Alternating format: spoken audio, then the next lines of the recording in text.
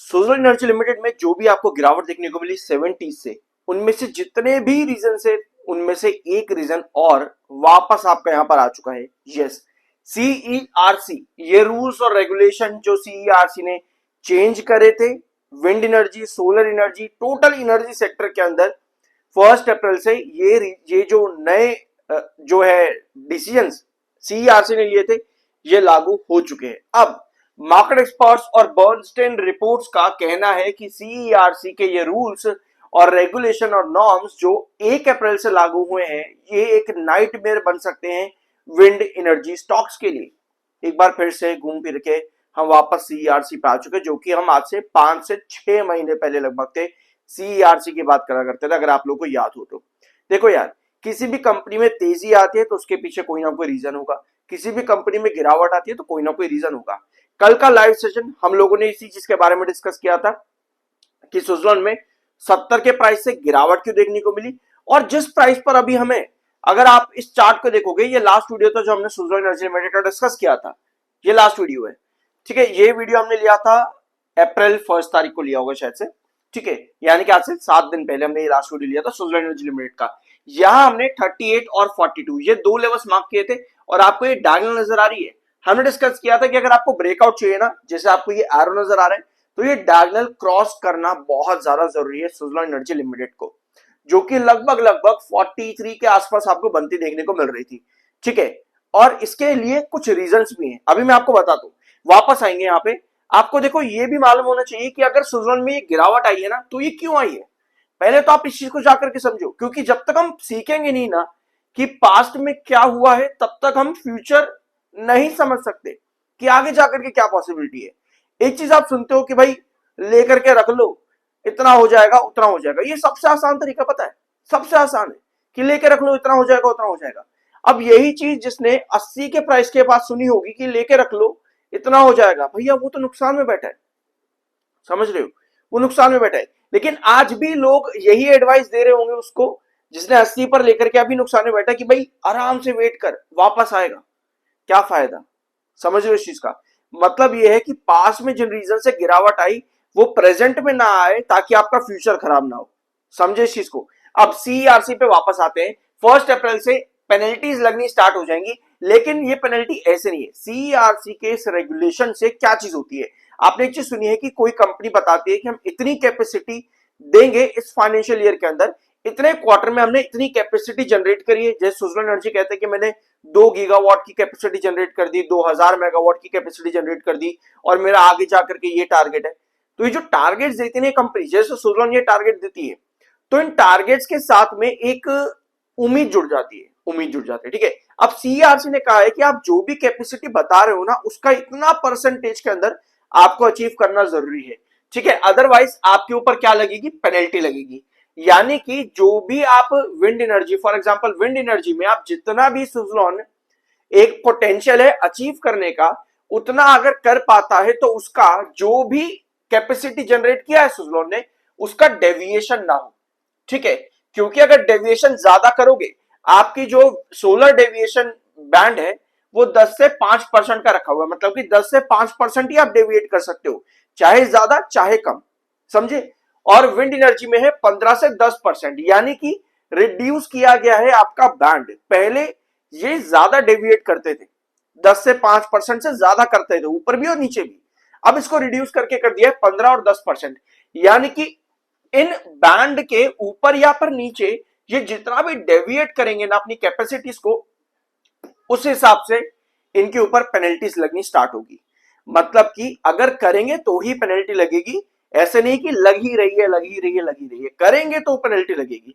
कुछ गलत आप करते हो तो ही आपके ऊपर पेनल्टी लगती है, वैसा ही ये कंपनीज के साथ सीईआरसी ने बोला है। बट बर्नस्टेन की रिपोर्ट कहती है कि सीईआरसी का ये डिसीजन इन कंपनीज के लिए खराब जा सकता है, लेकिन तब तक नहीं जाएगा जब तक ये उसके अगेंस्ट काम नहीं करेंगे।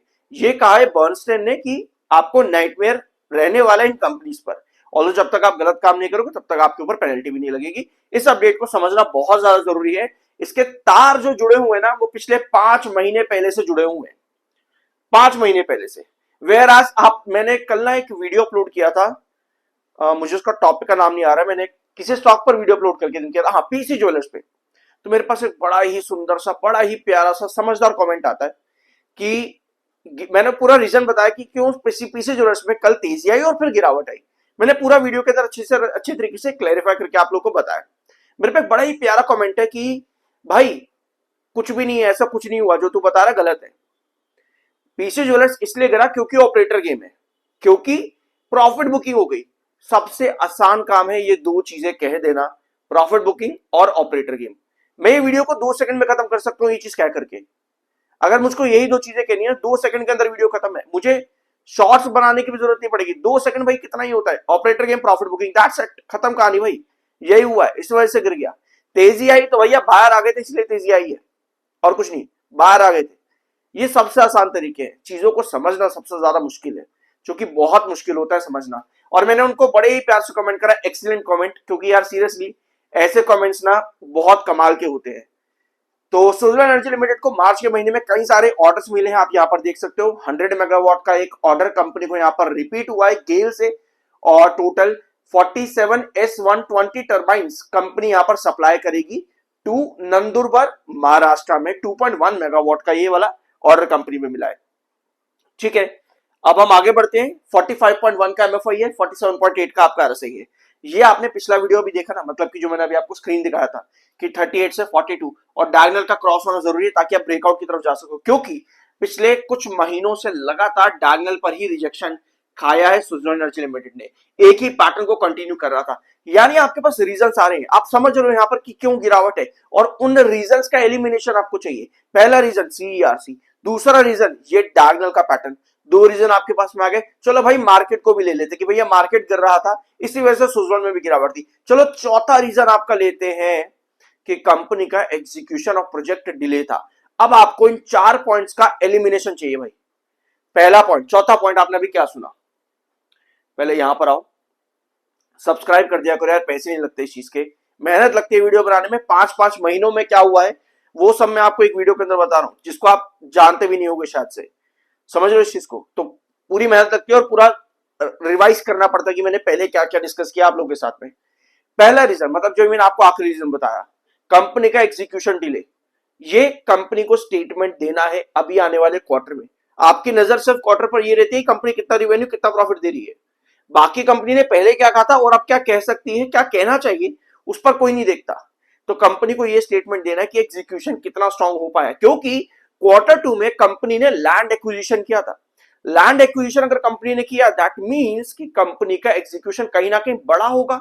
तो ये स्टेटमेंट कंपनी की तरफ से, ये क्लेरिफिकेशन कंपनी से आना जरूरी है। सीआरसी का मुद्दा वापस आकर के उठ गया है। मार्केट आपको बताया जा रहा है कि भैया फ्राइडे को हम मीटिंग रखेंगे, यूएस ईरान मीटिंग रखेंगे, तो उसके ऊपर बाकी आगे क्या होगा मार्केट में वो डिपेंड करता है। तो तीसरा मार्केट भी आपके पास में आ गया। चौथा रीजन जो मैंने भी आपको बताया था डायगोनल का, डायगोनल ये आपका क्रॉस करना जरूरी है। इसके लिए आप यहां पर आओ चार्ट पेन पे। ठीक है, ये है सुजलॉन एनर्जी लिमिटेड का चार्ट, और ये जा रही थी आपकी डायगोनल बड़े ही प्यार प्यार से करती हुई। अगर आप यहां कॉर्नर में देखोगे तो आप लोग को नजर आएगा कि आज सुजलॉन ने ये डायगोनल ब्रेकआउट करी है, ये डायगोनल सुजलॉन ने ब्रेकआउट करी है। लेकिन उसके पहले अगर आप ये दो लाइनें देखोगे ना, तो आपको नजर आएगा कि सुजलॉन ने यहां कंसोलिडेट किया है। अब ये दो ट्रेंड्स इतने ज्यादा जरूरी हैं कि अगर आप स्टॉक का 2023 और 24 उठा करके देखोगे तो आपको नजर आएगा कि इन दोनों ही प्राइसेस पर सुजलॉन ने एक डिसाइसिव कंसोलिडेशन 2023 में भी 2024 में भी किया है। 2023 में भी और 2024 में भी डिसाइसिव कंसोलिडेशन सुजलॉन ने किया है। यहां पर कंसोलिडेशन करने के बाद ही सुजलॉन ने ये ब्रेकआउट दिया। तो भैया अगर सुजलॉन को यहां ब्रेकआउट देना है वापस से, तो भैया आज डायगोनल क्रॉस कर दिया है, यानी कि आपको यह देखना है कि इसके बाद आपका नेक्स्ट पॉइंट कौन सा आता है। तो यहां पर लगभग हम मार्क कर सकते हैं आपका 44, चलो 44 ही मार्क कर देते हैं।